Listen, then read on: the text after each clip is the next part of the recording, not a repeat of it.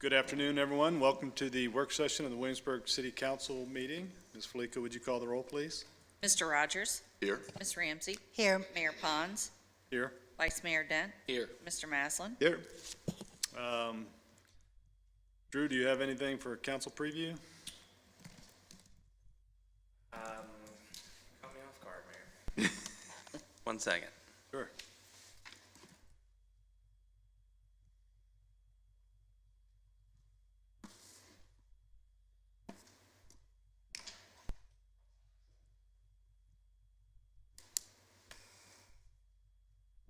Okay.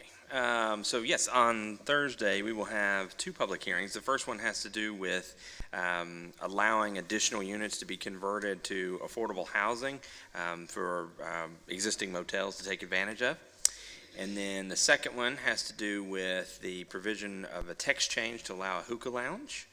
And then under unfinished business, we have the contract for fire station technology and the new fire station. Under new business, we have a housekeeping item related to the assessment and reassessment appeals process. And then finally, we will talk about the legislative agenda for the 2023 General Assembly session. Thank you, sir. All right, takes us to public comment, which is an opportunity for anybody in the audience who would like to come forward and say a few words. Please come forward, state your name. I know it's a little dark in here. One of the light switches broke, so apologize for that. Don't fall asleep. Okay, seeing no one, we'll close the public comment portion and go on to background presentations. And first we have, and first and only, is the consideration and discussion of the 2022 proposed design review guidelines in a joint session with the Architectural Review Board. We have members from the ARB here, so thank you all for being here. So with that, I'll turn it over to Ms. Griffin. Well, good afternoon, Mayor Pons and Vice Mayor Dent and all members of City Council. Today is my pleasure to be with you, and I'm going to present the findings of the ARB for the update of the design guidelines. This process started in February of 2020. Some of you Tavia, were... can I interrupt you just for a Yes. second? Just for a housekeeping item. We need to call the ARB meeting to order and call the roll. Okay. I'm sorry. Sorry. I think... Mr. Spence, do you normally call the meeting to order, if you would? I'll call the meeting to order. Yeah. Thank you. All right, and I will call the roll. Mr. Castro? Mr. Gross? Here. Mr. Spence? Here. Mr. McDade? Here. Ms. Liebel? Here. Mr. Stevens? Mr. Yule? Here. And I'll go back to Mr. Gross. Oh, he's still here. Mr. Castro. Sorry, Mr. Castro. Hi, sorry I'm late. Yes. Yeah. Welcome, sir. Okay, I think all the housekeeping's done. Yes, sorry about that.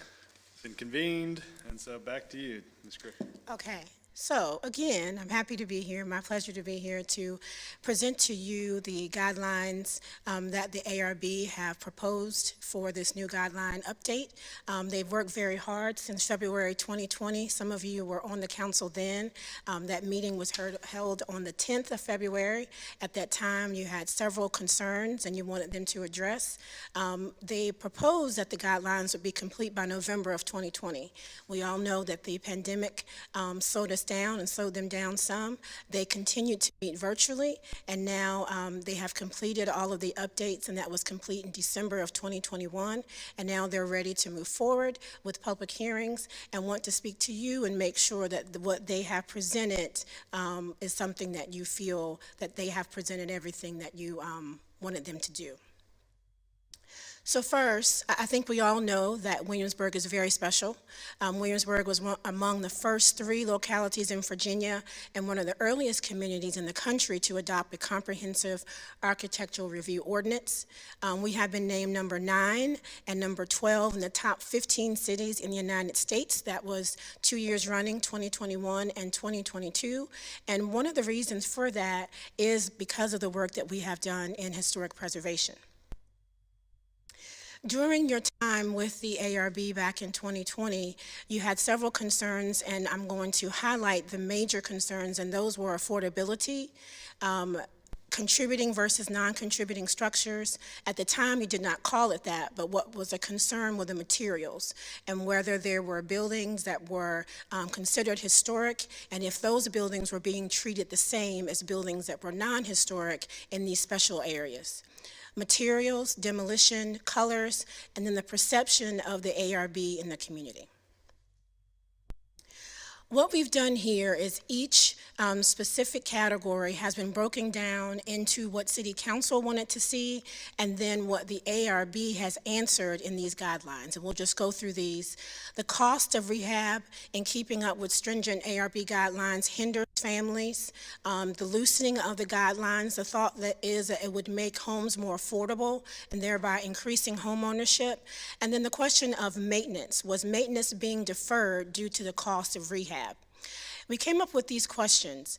Does the requirement to use original materials for rehab of historic structures really deter families from locating in the city? And how can the guidelines address affordability? This is an inventory. These next two slides will be an inventory of sales prices in AP districts. These first three is 206 Virginia Avenue, 201 Burns Lane, and 214 Indian Springs Road.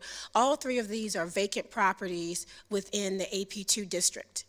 The next is Holly Hills Townhouses. You can see that all the prices here between $345, $249, and $490. This next slide are 4 homes within the AP2 district, and one is within AP1. And you'll see here $950,000 is the highest, and the lowest is $377 for a 1,500 square foot home. So we do see that the cost of purchasing a home in these AP districts is rather high for most young families. The average of the cost of these homes was $651,000, and the average cost of the land was $323,000. So I would say this: one, a deterrent in moving maybe into these AP1 through AP3 districts is housing costs, and also the second deterrent could be the maintenance of the property. My suggestion is that we utilize CLG status. This stands for a certified local government. Williamsburg is one of the few cities in the state that have this designation, and it does open up funding for us to do some repairs on these homes. Another question that City Council had was, should the guidelines be different for structures within a federally designated historic district and those within an ARB designated historic district? And you also felt that we should allow flexibility and material choice for contributing and non-contributing structures. The proposed new guidelines will differentiate between contributing and non-contributing. If a property is non-contributing, then alternative materials will be considered by the board. A non-contributing structure can have any window material allowed for new construction, and then an applicant has the opportunity to appeal the designation. If there is a property that is contributing, an applicant can argue that they're non-contributing, and vice versa. They would have to provide information to show their reasons for requiring the change. And then regardless of status, additions can use all material approved for new construction. And that status just means non-contributing. This gives you a definition of non-contributing and contributing. I think mostly everyone knows that, so I won't go through that too much. And then I wanted to go over and tell you how we came and how the ARB came up with this criteria. Pre-1991, all neighborhoods in the city were within a local historic district. There was no differentiation between those that were contributing or non-contributing. In 1992, Fraser Associates Architects completed a survey of historic neighborhoods, and then in 2013, staff updated this list to identify buildings that were 50 years or older. And in 2020, 2021, a windshield survey was completed of the 2013 listing. And with this, the staff went through each through a windshield survey and designated which buildings were contributing and which were non-contributing. And this had to do with the era of significance of the neighborhood. When was the first home built, and then when was that last home built there, and that would be the period of significance. And if there was a home built after that, then it would be considered non-contributing, or if there were elements, significant elements taken away from that building, i.e. doors, windows, siding, that were not significant to the historic fabric of that building, then it was considered non-contributing. And here, this slide just explains what I just said.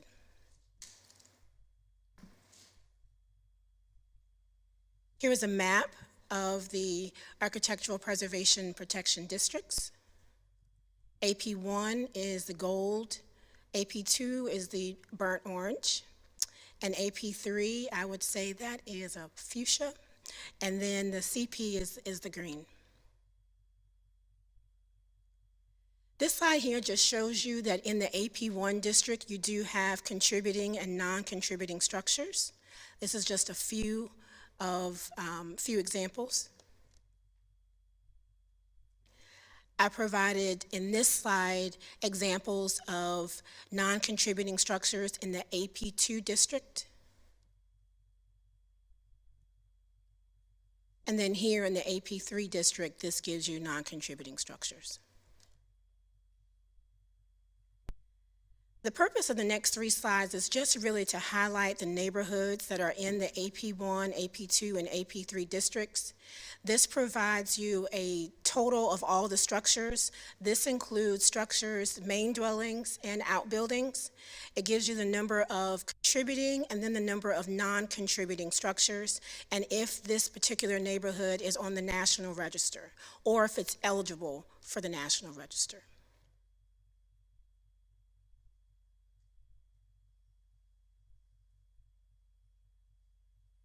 And I would like to add, there are certain neighborhoods that, while not on the National Register, they are on the State Register. On the National Register, you have Pollard Park, Chandler Court, and College Terrace. And then on the State Register, you do have Braxton Court, Peacock Hill, West Williamsburg, and then your downtown Richmond area and your Jamestown Road area. I think the most significant about these slides is that you have roughly 880 residential structures, and these are just in AP1 through AP3. This does not include Colonial Williamsburg and does not include your CP areas. You have 505 contributing, this is 57%, and then 43% non-contributing. There was a question at some point, I believe, about Crispus Attucks, the Crispus Attucks neighborhood, and why that was considered not eligible. Again, going back to my previous comment, when looking at the area, this period of significance, the homes in Crispus Attucks were built at the time of looking at this. They're not 50 years old yet, and so that is why it's not eligible for the National Register. Let me get into materials. City Council wanted to allow flexibility in material choice for non-contributing and contributing structures. You felt the significance of the property should be considered when determining if substitute materials are appropriate. And I'll just go over because a lot of those comments are the same.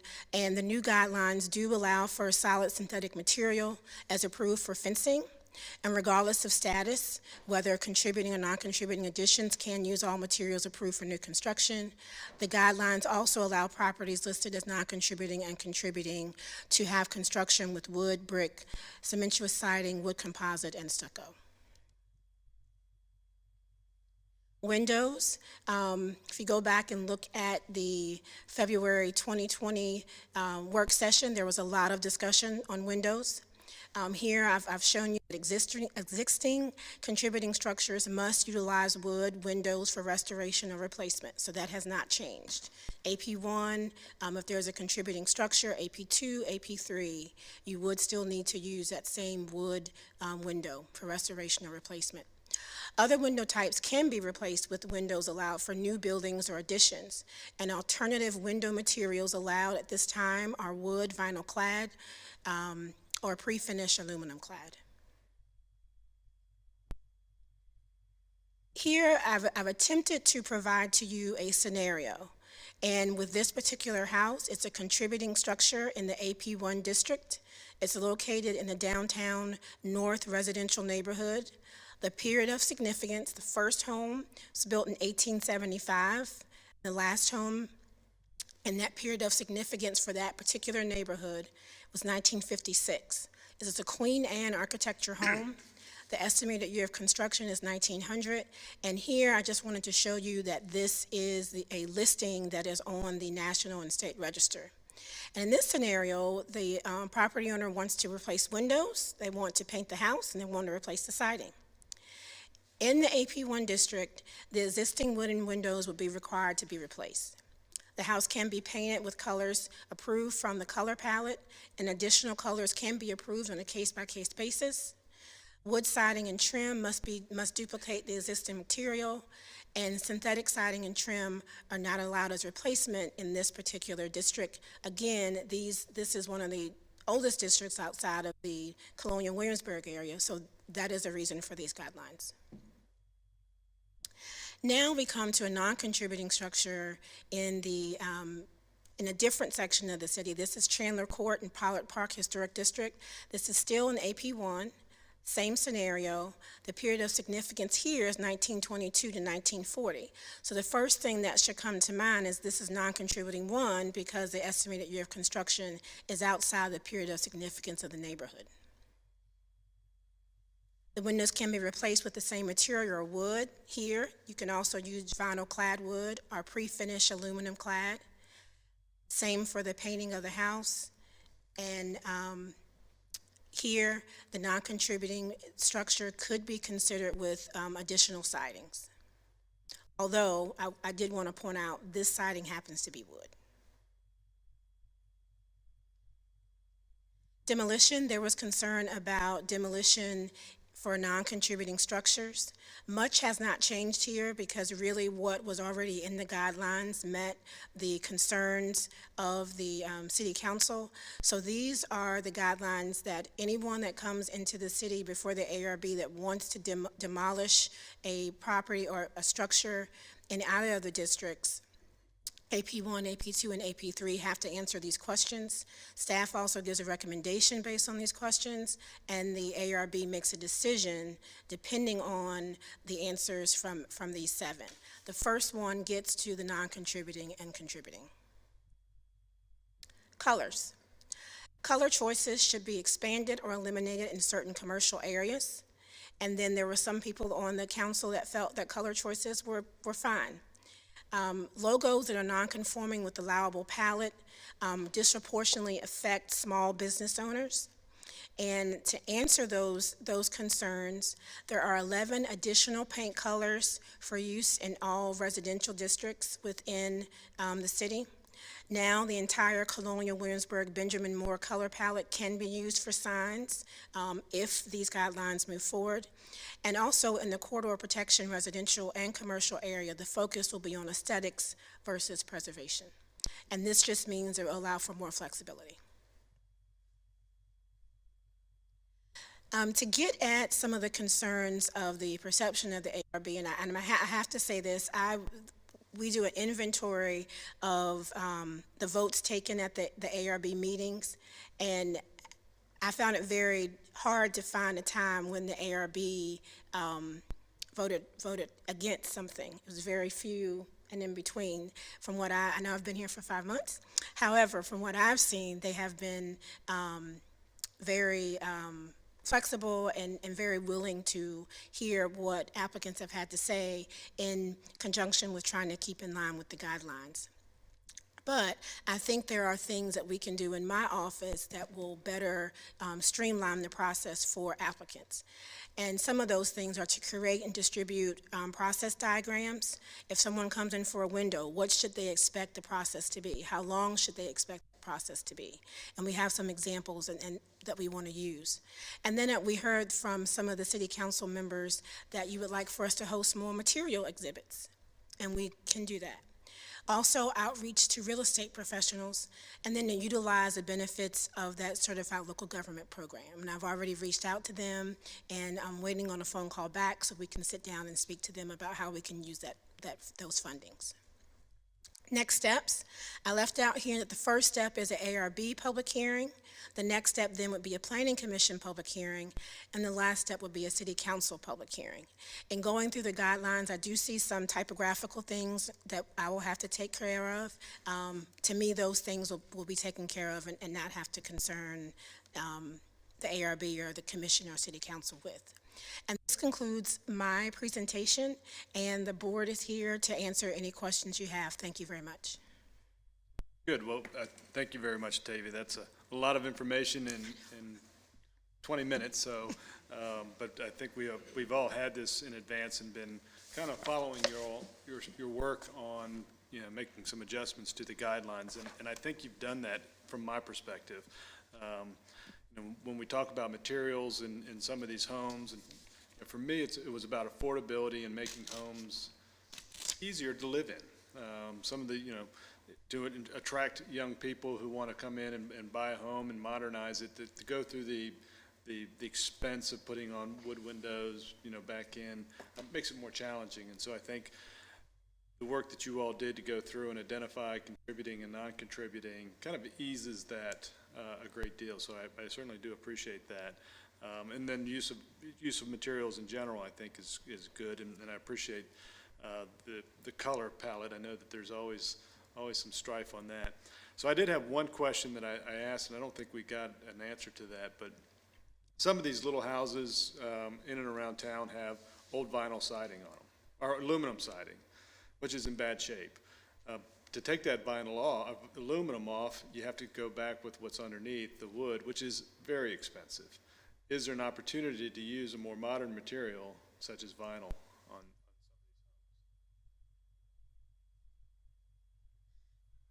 on? Again, I think, we have to look at contributing versus non-contributing. I think if it's a non-contributing structure, I think we could have that discussion. If it's a contributing structure, you're really going back to the base element of the historic material of that structure. And so I think the way the guidelines currently read, and I think the way that they will read, is that we really are asking for that material to be replaced with like material. So if it's a wood siding, we'd be looking for wood siding, especially if it's an AP1 district. If it's an AP2 district or an AP3, we might be having a different conversation as well. But the fact that historic material has been covered up over the years doesn't negate the fact that it's still not historic. So. Sure. And many of you know, in my house that I live in had vinyl siding for over 40 years over wood, and so I got to a point where we just bit the bullet and said we're going to see what's underneath this. And fortunately, it wasn't so bad, the condition of the wood, and so we went through the expense of preparing the wood for paint, and ultimately I think we're going to have to replace the siding back to wood just because paint never sticks on paint, and it's just always a problem. So I appreciate that comment. And then I'll go back. I know that some of these conversations are challenging for folks who live in contributing homes and will have to live with these guidelines. As somebody who served on ARB, I certainly respect and understand the decision that you all make in this proposal that you sent forward. If we don't protect the homes that we have, we'll never have 100-year-old houses in the city, and I think that's important that we take care of these buildings as they get older and preserve them. So thank you for that. Vice Mayor? Thank you, Tavia, for the presentation and all of your work on this, and specifically getting up to speed with all of the council members shortly after you came on board. It was not only helpful to me to learn more, but more helpful to you to learn what each council member was expecting or wanted from changes in the guidelines. And thanks to all of the ARB. And one of the things near the end, when you talk about perception of the ARB, it's kind of related to the police department. Anytime you're kind of in that enforcement area, there's not always, people are often critical of that, but really you're trying to protect that historic preservation of Williamsburg. And I think everybody on council, in your legacy slide, those rankings are important to us, and having that sense of place and community. So I appreciate everybody's work in doing that. One question I had on windows on contributing structures, and maybe I confused myself. Previously, it talked about right-of-way. So in a contributing structure, if they want to change windows, is that all, they all have to maintain, or just windows that are visible to the right-of-way? I'm not quite sure I understand what you're saying So- about right away. Yeah, there was one, let me find that slide again. Visible from the street as opposed to Yeah, the visible back. from the street as opposed to windows on the back of the house. Oh, I got you. Okay. Yeah, so the way the guidelines currently read, and I think the way that they will read, is that if a contributing structure in, say, AP2, we get this periodically, a couple of the windows need repair, or an owner says that they would like to replace them. We really do encourage them to replace with like material, wood material, regardless of whether it's on the front or on the back, or on the side of the house. But clearly, there is some area for discussion there. But we really do try to maintain the material that's currently on the house. We do allow for additions, and in the AP3 district, we allow for, again, aluminum or vinyl clad wood windows. Nowhere do we go for vinyl windows. We have not subscribed to the use of vinyl windows anywhere, so, for multiple reasons. But All right, thank you. And Tavy, also appreciate you bringing the grant in our one-on-one meetings, bringing the grant opportunity to light. So obviously that's something that could be advantageous for homeowners. And then the last thing I had is, maybe just because you haven't had the experience in Williamsburg, but maybe someone from ARB, would you expect many challenges for contributing or non-contributing?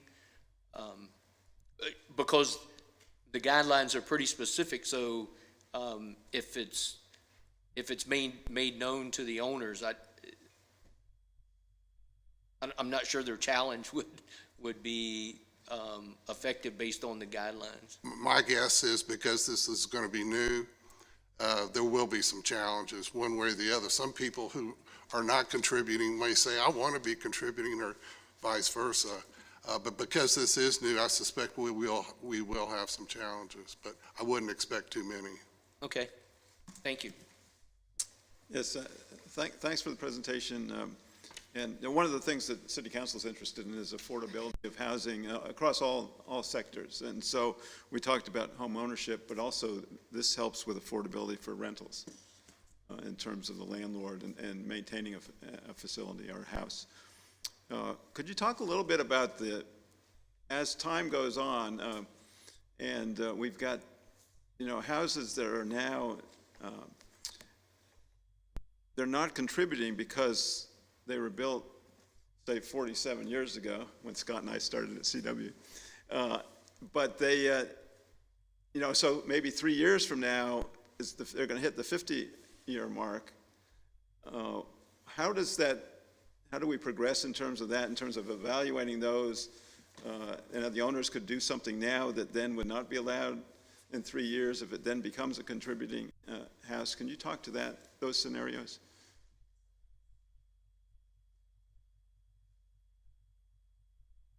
Me or the ARB? What do you think in terms of the process from the Yes. planning department? I would think at some point, we would then relook at the guidelines and inventory those homes. I think the reason why you have the guidelines now in the AP3 district, specifically if I'm thinking about Crispus Attucks, is because you want to preserve what's there now. And so the idea is if we didn't have the guidelines, surely there would be changes made that should not be made, and later they would not be able to be contributing structures. So I think in 3 or 4 years, whenever that time frame comes up, the ARB would revisit that area and say that they're eligible. Again, the city has not moved forward with nominating structures for the national or state. This is something that goes through a neighborhood. So it would be up to the property owners in a particular neighborhood to want to move forward and to nominate their particular neighborhood as a historic district. And is there a public comment period for that process? There is a public comment period, but that is not run by the city. That is something that will go through DHR and the whoever the neighborhood would hire, architectural firm, and it will be in the local paper, but it's not something that is city-driven. Okay, thank you. Thank you for the presentation. We've had a lot of talks and conversations about this, and I think for me personally, it's a little confusing just because of where I live on Griffin Avenue. We have a very defined neighborhood of Pollard Park. We have a very defined neighborhood of Chandler Court, and then we have a real hodgepodge on Griffin Avenue with houses running from being built in 1920 down to 2007. So I have a couple questions, just sort of wondering how things work with the National Historic Register, because Pollard Park, as I understand it, submitted on their own to be listed on the National Historic Register. And as you and I were talking beforehand, there are some benefits for doing that that people may not understand or appreciate. And could you sort of go through a couple of those advantages to owners who might be in those neighborhoods? Yeah, so if a property is listed on the National Register, they can take advantage of historic tax credits as well as on the State Register. If you're on the State Register, it's up to 25%, and then a Federal Register, it's up to 20%. The Federal Register does require income-producing property. The State Register does not. So in total, if you have an income-producing property, you could take advantage of at least 45% of tax credits.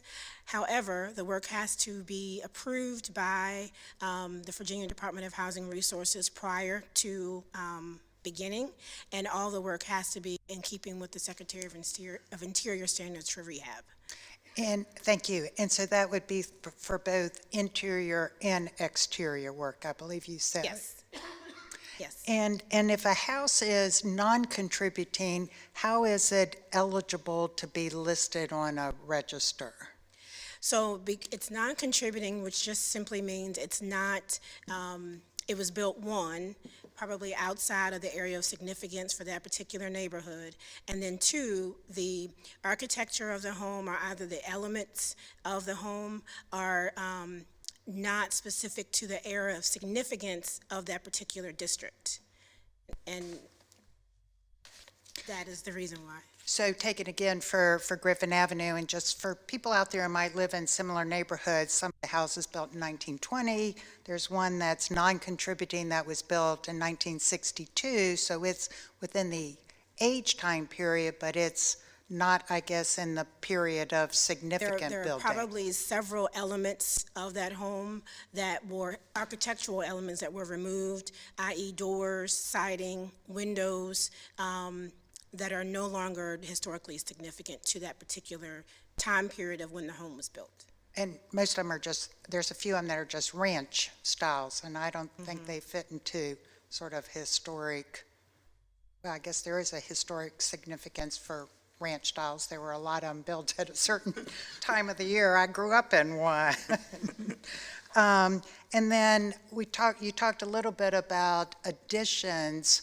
So someone can submit for an addition to a contributing structure. Would that not change the architectural style? Or would it have to be in the back so no one could see it? Or how might that work? I will let the chairman answer that question. Yeah, so obviously that's where the talent of the ARB comes into action. But, you know, our main objective is to achieve harmony with the house or the structure itself, but also within the neighborhood and the context of which that house is located. So it could be to the side, it could be to the rear. The style and the size and the footprint of that addition needs to be weighed. But certainly is possible and certainly doable, but need to have all those elements come into play, you know, for an approval. Because a lot of the lots downtown are very narrow but long, so it does allow for addition in the back. There's currently one going up just a few blocks from me that's quite significant that I think you all approved not too long ago. And as far as information on materials, I applaud you for offering more sort of trade shows, as I would call them, where materials are available. I think it would be helpful to homeowners, particularly new homeowners, to be provided a list of some of the suppliers, particularly for windows and siding. I know when I needed to replace siding on my house, it wasn't available anywhere here in Williamsburg, and it was only because my handyman told me that there was a source in Richmond that would be able to provide that. Otherwise, I probably would have had difficulty finding out that information. So I think to new buyers, having sort of a resource list would be quite helpful. So I'm really glad about the color palette. I think that the decision that you all made as far as expanding that and allowing the full listing will be very helpful to homeowners as well. So those are most of my questions. Thank you. Divya, thank you for that presentation. Thanks as well for all members of the ARB. I remember last time I was at least sitting with you all talking about this was 2019, pre-pandemic, or at least very early 2020. So we've been at the issue for a long time, even if the change from allowing contributing versus non-contributing sounds like hard to describe definition. It would be pretty significant for a homeowner to now be able to, if they're in non-contributing, use some of the more modern materials for, to your points, affordability or the building's environmental envelope. So I'm excited for the changes. My question was, for that homeowner who has non-contributing or contributing, how would they know once we have gone forward after planning commission reviews, council reviews, what at all has the planning department discussed or ARB discussed in the ways of a public information campaign for those AP and corridor districts? I haven't been a part of those discussions. However, I know we will have them, and I feel like we probably are going to be doing a mailing of some sort, either inviting them to a meeting, letting them know what their designation is, and then having technical advisory opportunities where we're walking them through and letting them know what that means for their property. Yeah, it's something I would like to see, and it's probably not something that everyone will necessarily want to go to and learn about, but I'm sure there will be those that are just curious about how this affects their home and their neighborhood and their the value of the home. It's a precedent we've set too recently in discussing of the real estate tax rate, so I'm sure in reaching out to some of those homeowners that would be appreciated. Second question I had was, in the case of a person who is a contributing structure, their house being a contributing structure, this is more a maybe discussion topic for ARB. I'm just curious to see where you all may fall. Without being able to take a real example yet, I would think if I owned a house and it was labeled as contributing, but I wanted it to be non-contributing so that I might change certain items about it or aspects, that I'd be surprised if that application was denied, given that I was the owner. So how would you all approach someone whose home was labeled as contributing but wants the ability to become non-contributing as an applicant? Is that, as you might see it, a high bar for approval, or is that with their endorsement and application as the owner something that you'd give extreme consideration to? I'll start, and then I'll have the other members give their opinion, but obviously this will be new territory for us. Sure. And I'm not really sure whether it's going to be an ARB function versus a staff function initially.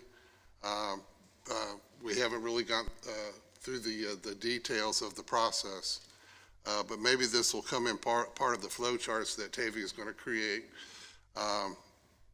That's my take, but might ask Chris. Sure. Hello, I'm Chris McDade. I'm on the ARB, which you probably know because I have a sign in front of me, has my name on it. There are criteria for whether something is contributing or not. At the moment, they are the date of construction and the period of significance for the neighborhood. If somebody had a building that meets the criteria of contributing, I would like to see them demonstrate what makes it not contributing, what has been altered. Is the date of construction record wrong? If they come to me and say my house was really built in 1960 and here's the proof, not a problem. Has it been altered so that its character, one of the things that is tied to many historic districts is there is a definite similarity in the character, feel, scope, scale, architectural stylings of the buildings that make up that district. Why does this owner think that their building now falls outside of those criteria? Was there a significant event when they remodeled heavily in the 1970s before any of these sorts of things were passed, and it no longer matches the scope, scale, style, and architectural detailing of the rest of the neighborhood? So it's a discussion to be had, which is not to avoid, I think it's historic and you're the owner and you don't think it is. You would have to demonstrate that your house, your structure now falls outside of those criteria. Sure. Thank you. I recognize it's hard to consider that before we've had any of those applications and what they look like. I see, and this is not someone who is a homeowner, partially because the average cost of home is $650,000 in Williamsburg, but that contributing can be a limitation. And I think in some of the examples you'd shown, Tavia, that the 402 Scotland Street house of all that I saw was the one that was also not currently occupied, and there are additional restrictions around it given its current contributing delineation in AP1. So I guess I would ask that in someone's application, again, this could be months, if not a year down the line, the real consideration be, should they want to become non-contributing, that they would be. But you are the experts there.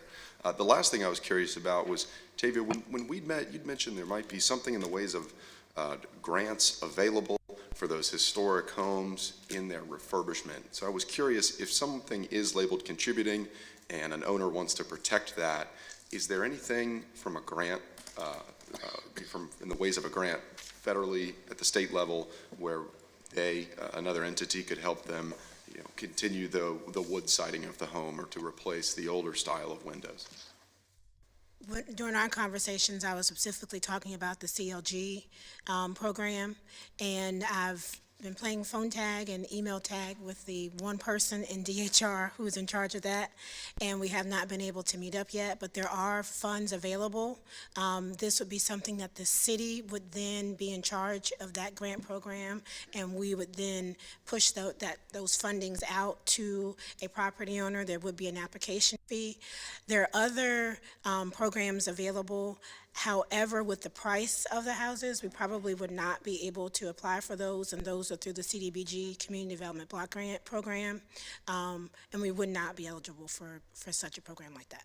Okay, so then. Of course, there's historic tax credits as well. And of course, yes, thank you, and the historic tax credits. Sure, which added substantial in some cases. So CLG would then fund the city. That's probably a competitive process, and then we might, on an applicant process, be able to get that. Okay. If there is any update there before Planning Commission, public hearing, or city councils, I'd be curious. But yes. Thank you. Those are all my questions. Just as an aside to what Councilman Rogers asked about notifying people, is that since we list the AP district on the property card, could we also include whether they're contributing or non-contributing? We've already started that process with our GIS manager, so we're working on some kinks, but that is something that we would be able to click a button, and you'll be able to see contributing and non-contributing. Okay.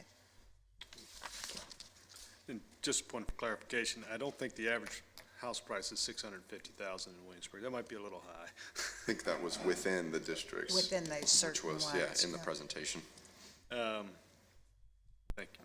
All right, well, so I think we've made real good progress in this conversation, and so I do applaud you all for taking the time over these number of years to kind of get us to where we are today. I think you've answered the question of council, based on what I hear from feedback, that we're heading in the right direction. So I guess next step is for you all to have public hearing and have some additional, kind of get some feedback, and then put forward a formal recommendation then to Planning Commission, which will then also have a public hearing, and then that recommendation would come to City Council, which again will be another public hearing. And I emphasize that because I think it's important, because materials, colors, and those types of things are important to the residents. We hear about it quite often, and so I hope that they will engage all of us through this process to make sure that we get this right and that we're taking a positive step forward. So,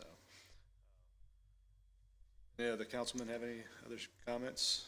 Would you all have any other comments? Excuse me, I just Sorry, have Mr. one, McDade. which is, one thing for you all to keep in mind is people that are very satisfied with the review process don't call you up. So only the people that got an answer they didn't like Yep.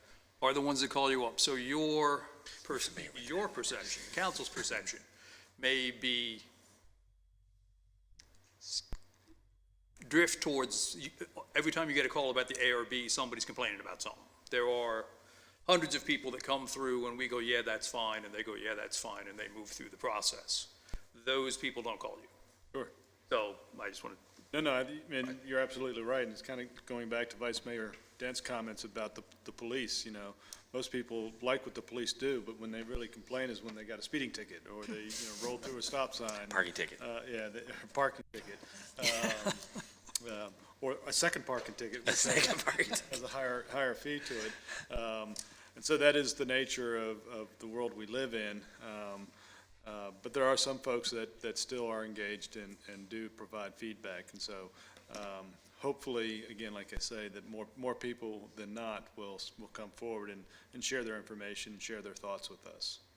And I do appreciate you making that point, and I follow the minutes to see what's been approved, so you see quite an extensive list of things that are approved, as opposed to Tavia pointed out that are denied.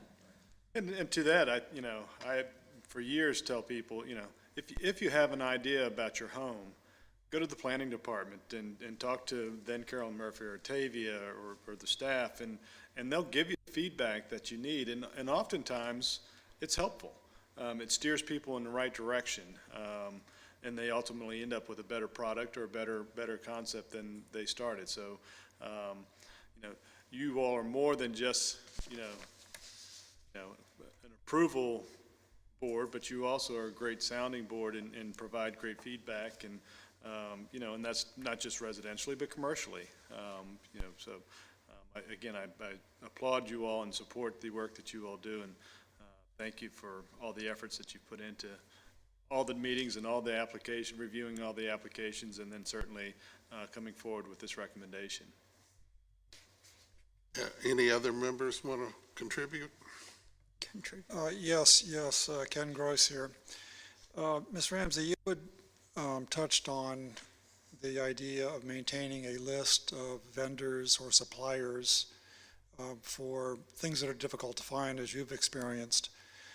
On the surface, that seemed like a real good idea, but I think that is a very dangerous slope that we don't want to be on, to do such a thing, and I'm sure that Ms. Shelton would take issue with that idea of us as a board or as a city having recommended people to do particular pieces of work. So that one scares me. Well, and just to build on that, when I did replace some siding on the house, I didn't know where to start. And Carolyn had a list of people that milled, the 9-inch bead board that I needed for my house, and that was very helpful. So, and she gave me several to choose from, and then I went out and shopped it around. So I think along those lines, being Right. able to provide, some direction. is helpful. Starting points. Yes, the back channel discussions amongst people is fine, but I'd be very nervous about having an official published list from the city. So discussions are great, and Yeah. certainly can help you with that. I would agree. Thank you, Mr. Gross. Would anybody else like to make any comments? Well, with respect to Mr. Gross's comment, having been through a number of ARB processes myself, owning an historic property and trying to build on a lot in AP2, I would say that if members of staff would say, contact this person, and perhaps they'd be willing to talk to you about where they got their materials without necessarily having the endorsement of the city, but as a private individual, I'd be happy to tell everyone I talk to about windows and about siding and all of those things. Thank you. Mayor, it sounded like to me from your all's comments that you're okay with the department advancing this conversation on through the ARB and to the Planning Commission and ultimately the City Council. I just want to be clear that that's your sentiment today. Yes. Yeah. We don't have to take a formal. No, we don't need a vote. We were seeking that direction, and I just wanted to make sure it was clear. Okay. Yeah, so thank you. Appreciate you all taking the time to be here with us today. Thank you for supporting us and listening to us, and we'll be back to you soon. Good. Well, thank you. Would you all like to adjourn so you don't have to stay and sit through another 2 minutes of meeting? Yes, this ARB meeting is now adjourned. Thank you. Thank you. So you're welcome to stay or go, or that's up to you. Okay, so that takes us now to City Council communications. Any member have anything they want to share from their extra meeting stuff? No? There's a scheduled meeting on the agenda. It's also posted on the website for the remainder of the month through November 1st. So take a look at it, all of you, and if you see something you want to participate in, please show up to those meetings. Takes us now to an open forum, which again is an opportunity for anybody to come forward and share their thoughts with council. Seeing no mad rush, I'll close the open forum and go to adjournment. So I move that we adjourn. Second. Aye. Aye. Aye. Aye. Aye. We are adjourned.